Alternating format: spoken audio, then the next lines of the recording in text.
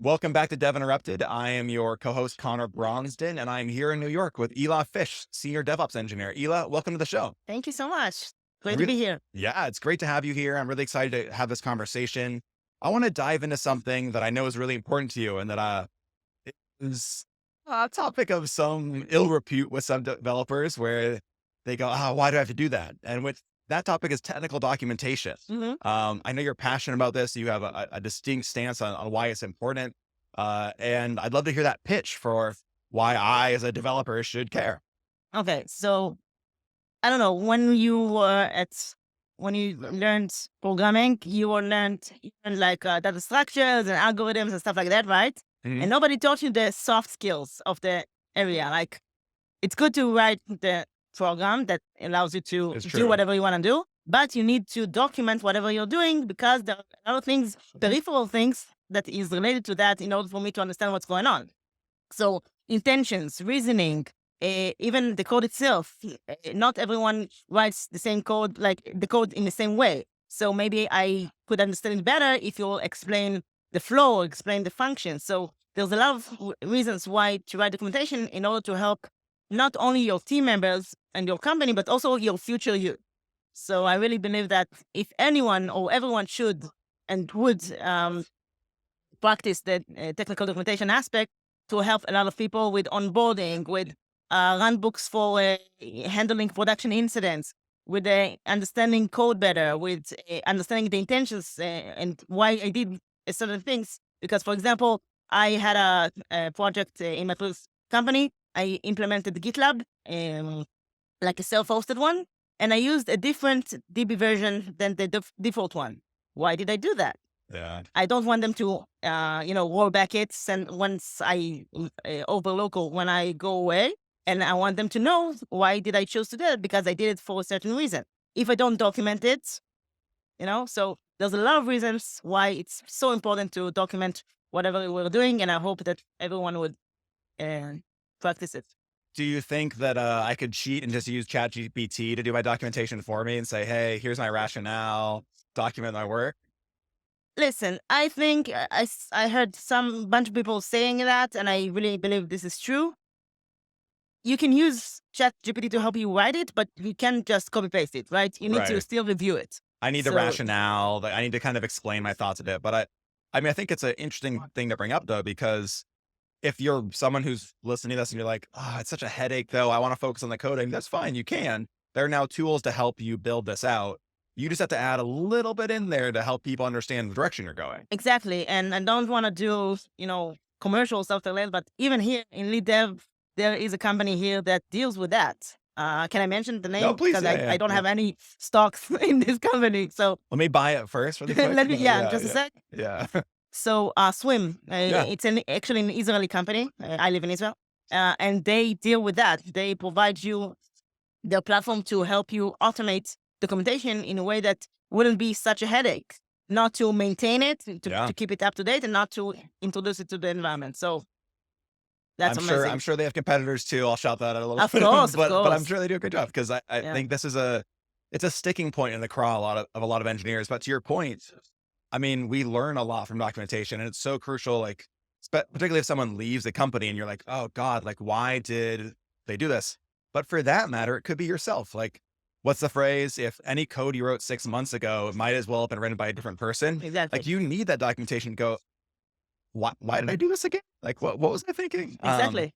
And I'd also just point to the people who are more junior and learning, like, or even like more senior engineers. Like, I guarantee you're using Stack Overflow. Like, okay, maybe that's not full technical documentation, But but it is a it documentation. is documentation. Exactly. Yeah, So you're leveraging this, and it's really important for us to grow and continue as an industry that we do this. So I appreciate you kind of leading with that because I think it's you know it's a dumb fight where it's like, of course we have to do some documentation, and like, yes, let's enable it to be easier for folks, but if we want to train new engineers, which we need a lot of, like, you should do some documentation. I also think it leads a cooperation between teams, which I know is something you're very passionate about. yeah, especially if you touch on things that relates to not only your team but other teams as well, and then the documentation is even Yes.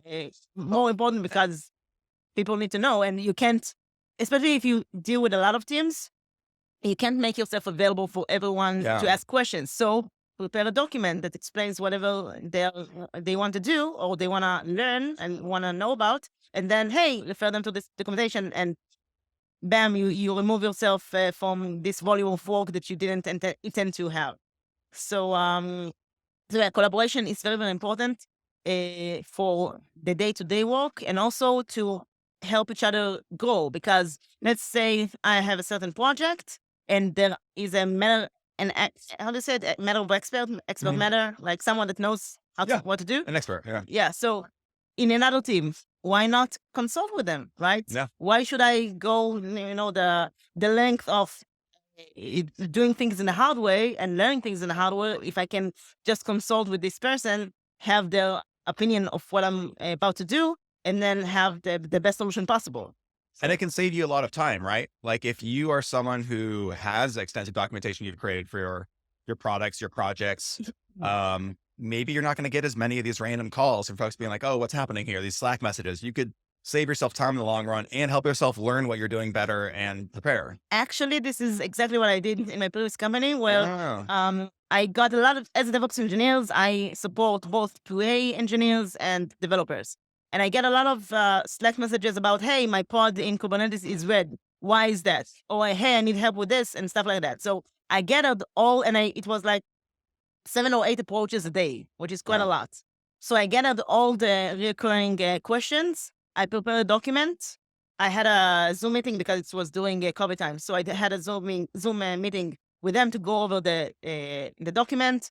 I sent this document over, and then from 7 to 8 approaches a day, I was approached only once a day. I love to hear that. So it reduces my volume of support, and also it enables me to let them be independent of what they do and help them feel that they are competent. Because Yeah. whenever you ask for someone to help you, it's okay. There's no shame in asking for help. But if you do it a lot, then you feel like you can do something. And then I allow them the self, confidence. Say, hey, I can do it Yeah. myself. You're giving them personal growth and you're helping build the team. And I think for folks who are leaders or want to help lead from, any seat, Mhm. that's an easy way to do it, right? If you can improve cross-team communication, which is something we don't talk as much about in development as we should sometimes, by both documentation or simply how you communicate, you can really improve the capacity of the team and help people grow. Right. And I know you are very passionate about this, both on like, okay, how can we document? How can we improve our DevOps functions? But also in creating internal communications champions. Can you tell me a bit about that process and how you leverage champions to improve DevOps processes and internal collaboration throughout the company? It's more relevant for big companies where you have a Totally. lot of teams. I didn't actually implemented it yet, but I urge you to do it, anyone that's watching. So let's say you have a lot of teams, okay? And you have things or projects that affect each other, not only your team, but other teams as well.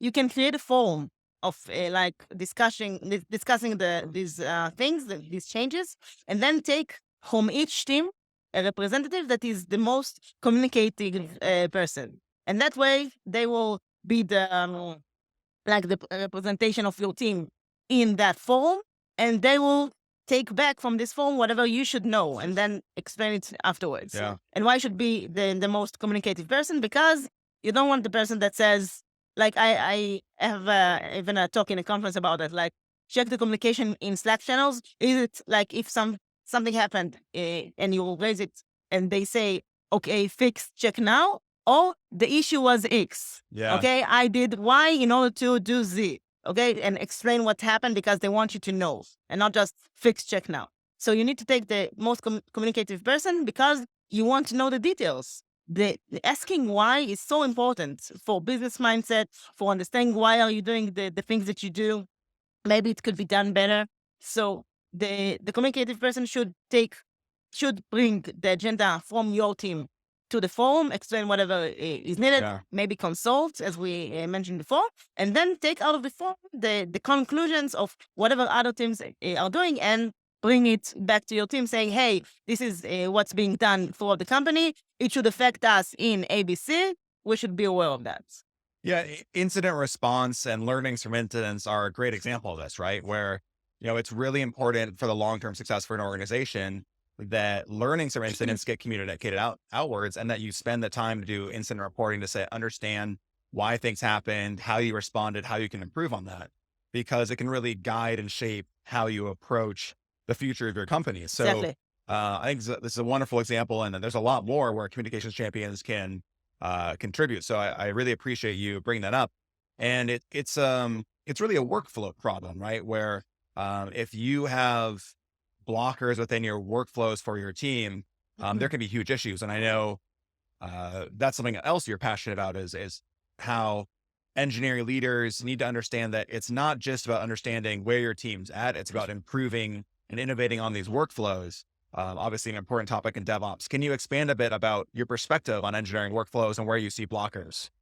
So first of all, let's understand what is DevOps, right? Because Yeah. the whole idea of DevOps is bringing developers and operations together, aka not having any conflicts of they want to do X, they want to release a feature, and then I say no because I want to make uh, the environment stable because this is my job. Yeah. It's a matter of having the same business mindset, having the understanding that we both have the same and we share the same goal. So let me check how can I say yes to you and not say no, even if it's complicated, if it's not in my priorities. I want to say yes because we share the same goal. So everything basically derives from that. So if everyone would understand that, hey, we have the same goal here. Yeah, we implement it differently. We do feature X and I create infrastructure, but eventually it's the same thing. We are doing it for the same purpose. Then we can progress better. So in terms of automating processes, it's hard for me to say it without having like concrete examples, but Yeah. we need to really examine what's happening between our teams, communication in our teams, and the projects and how they are being handled. And then we can detect the issues and things that don't really go well in that processes. For example, in one of my previous companies, we had like deploy flow. It was in my team. I just arrived there, and then my team leader said, "Hey, please join this flow so you'll know that." So I joined the flow. I saw how it's done. So and at that point, I didn't only learn the flow. I wrote down some notes of how we can do it better. Yeah. And then I had like 70 points. He was what? He was very surprised. So that's the thing. We need to not take into granted the flows that we have. We need to always constantly review them because what was suitable for us back then not necessarily be okay or suitable for us now. So it's a matter of really being on top of things and keep tabs of what's going on, and then we could see if it's still feasible and possible to keep at it in our current situation. It feels like there's a proliferation of companies that are helping you get visibility in their processes and say, oh, well, we're going to help you understand what's happening in your development pipeline. We're going to help you understand what's happening on your teams. Mhm. But they don't necessarily do that next step of saying, how do we actually improve? And it sounds like you're saying that is antithetical to DevOps. Like, great, we got your DORA metrics. We understand where things are happening, but like that next step is where things really come into play. Because if you can't take this and implement it and have tools and playbooks to apply, you're not really making an impact. You're just helping show the business what's going on. Yeah. And this is the whole purpose of DevOps. Like, it works. Let's make it work better. You know? Yeah. So That iteration. yeah. Yeah. I mean, I'll say one area where I think we're obviously passionate about it. You've heard our sponsor message about Gitstream on this show, I'm sure, where we talk about pull request workflows, right? Where it's a huge sticking point in the cycle time for most development teams because, frankly, like, yeah, like we all know we need to review code typically before it goes into the code base. But at the same time, like I have a feature I'm working on. I have other stuff I need to do. Do I know that I have enough time to, spend on your review? So Mhm. like there's a key sticking point that I know we've done some work on here. We have our free tool available around at Gitstream. But I think there's so many more examples in the process where it's like, oh, there's sticking points. And if we put more time into either automating some of the base processes or just improving the experience of communicating those processes to other engineers, we could see opportunities for growth and improvement throughout the team. And those little efficiencies compound over time to speed up the whole development cycle. Yeah, but people will need to think about the fact that reviewing other person's pull requests it's not only for their sake, it's for your sake as well. Because you can learn from that flow. Maybe they did something in the code that you don't understand. And then once you understand it, hey, I learned and I will be a better engineer. So that's first. Another reason is that I had pull requests that I reviewed where they had I usually use Terraform. So the Terraform resource, the name of the resource was called new or new too. And I'm like, no, why do you call it new? It's not new. New is relative, you know? Yeah. So it's good for me to review it because afterwards, when I will need to maintain this code myself, I wouldn't understand what is new and what's going on. And I need to maintain it because my entire team is touching Terraform and not only me. Right. So I have the same motivation to review other people's code, and not only to get them review mine. So yeah, making progress on your own tasks and help and make people review your code is very important, but you should make time to review other people's code as well because it relates to you as much as it relates to them.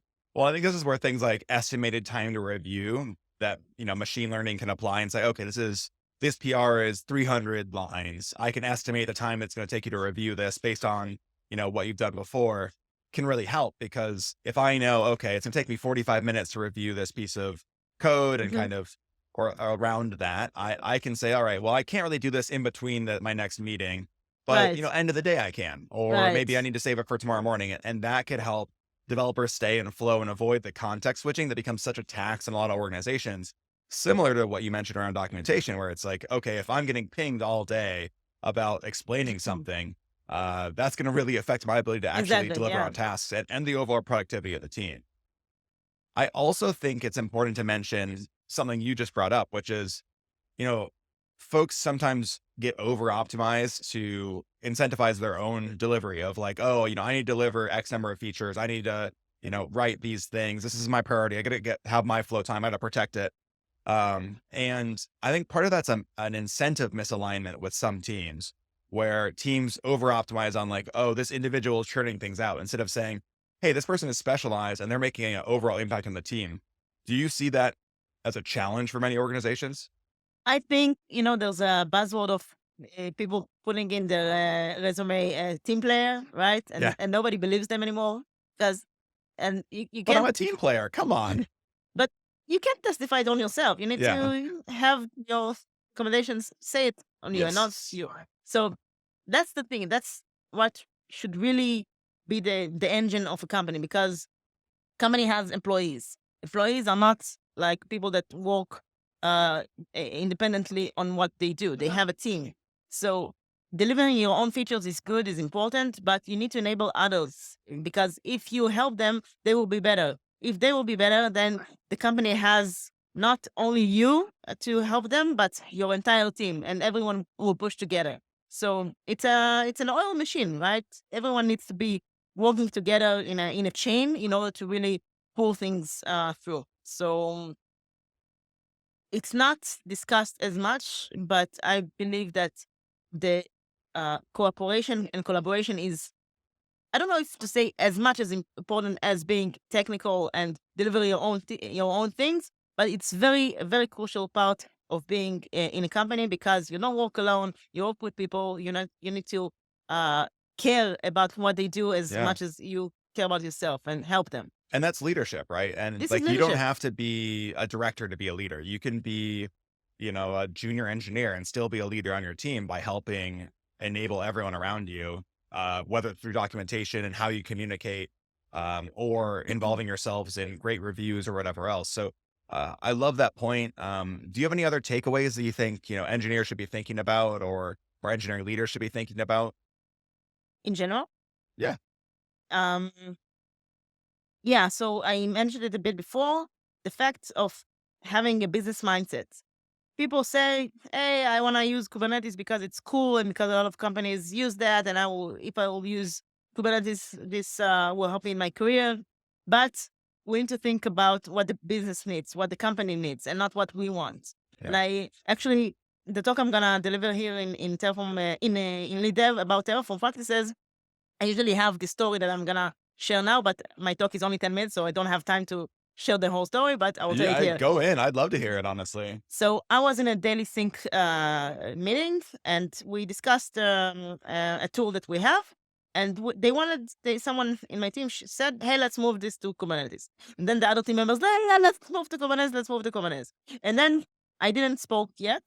I was in my own head and thinking, I'm like, okay, I want to move to Kubernetes because again, it will help my career. A lot of companies use it. If I will do it, I will be much more attractive, in the eyes of the companies. But hey, I don't think I shouldn't think about myself at the moment. I need to think about this tool specifically. Is it suitable to work in Kubernetes orchestration? Is it what we need? Okay. And then whatever came out of my mouth at that point was, wait, hold your horses. Let's understand if this is something that we actually need and Yeah. not just want to do because, hey, it's cool, Kubernetes. So, and that's the thing. We need to have this business mindset. And not a lot of engineers have that yet because they only focused in their own head. Like, I want to use these technologies. I want to do this and I want to do that. And this also relates to what I said, that we need to understand the why. The why links directly to the business mindset. If you understand why are you doing what you're doing, then it will help you understand how it relates better to the company's goals. So in your own spare time, do whatever you want with Kubernetes, or find it as a, Kubernetes is only an example. We replace it with There's any so many any others, right? placeholder Yeah. that we Yeah. want. So Could be blockchain, probably now, like, right? Like, whatever it is. Yeah. anything. So either do it on your own spare time or learn the infrastructure needs and application needs in order to find the reasoning and the actual and important reasons to justify the move to Kubernetes, and then pitch that, and not just, hey, let's move because I don't know why. Well, thank you so much for this conversation. I think it's really informative, and it's a crucial conversation for a lot of devs who are trying to become leaders to listen to, which is, you have to do more than just look at like, what's the best tech stack for me? You have to think about, how do I communicate it? How do I document and share my knowledge and make everyone around me better? And is this aligned with the rest of the business? And I think Exactly. in your role, that's been a crucial part of your success. And I think it's great advice for a lot of junior or mid-level devs who are looking to start moving up the ranks and become leaders within their company, whether that's as a manager or as a technical leader, and headed for that principal engineer track. Yeah, and I think that like the base of everything is to actually care. Because if you don't care, then you don't do more than you are Yes. expected to do. And if you care about the company, about your team members, about yourself, and being, I know inspiration is a big word, but still you can be inspiration for others to learn, to think out of the box, to do things. So if you actually care of these things, then it will enable you to to do more and push the company in a way that will help it succeed. But why? Not because the features are great or stuff Yeah. like that, but because the people are very tuned to whatever the company is trying to achieve, and then go side by side, like hand in hand, and not just, I want to do this, but the company wants that. No, we are aligned. We understand why we're doing what we're doing, and we're going on the same path. And for people who already have leadership roles that are listening, I think it's crucial to understand how you structure your incentives, because it's really easy to encourage your team to focus on themselves as an individual. And it's a lot harder to make sure they're actually thinking about the business and thinking about the customers and actually aligning incentives to match that. And if you are setting up your promotional structure to be something where it's actually incentivized to simply, write more lines of code or focus on your own problems, and you're ignoring these team improvements or ignoring actually delivering value to customers, then there's a problem within your organization that in the long term is going to be rearing its head regularly as your product and your teams become misaligned to the actual mission of the company. Exactly, because allegedly they want different things, and then they will have like in eternal conflicts. Like, hey, we want this, they want that. But then if they really realize that no, we actually want the same things, it gets implemented in different ways, but we actually want the same things, then we are able to enable each other. Like, okay, you want this, let me try and help you how to achieve that. Like taking the DevOps culture and immersing it in other teams as well, because it's the same thing. We all want the same things. It just gets um, implemented in different ways. Well said. For folks who want to continue this conversation with you or follow your work, what's the best way for them to see what you're working on and get in touch? So I usually and mostly post about stuff on LinkedIn, my Great. LinkedIn profile. I am going to probably create my own website where I will share more stuff there, both on my talks and podcasts and other things. So I would say mostly that, yeah. Awesome. Well, check out Hila Fish on LinkedIn. And Hila, thank you so much for joining me today. It's been really enjoyable to have this conversation. It is. It's always fun having a chat with you, particularly in a little fishbowl at Lead Dev. Fishbowl. I know. I thought I know bad puns. Clever. Yeah, my dad would love that one. And for those of you listening, if you enjoyed this conversation with Hila, make sure to check out more of our talks on social media, whether that's TikTok, whether that's Instagram, LinkedIn, Twitter. You can find us at Dev Interrupted or at Linear B. Love to chat with you more there. And thanks for listening.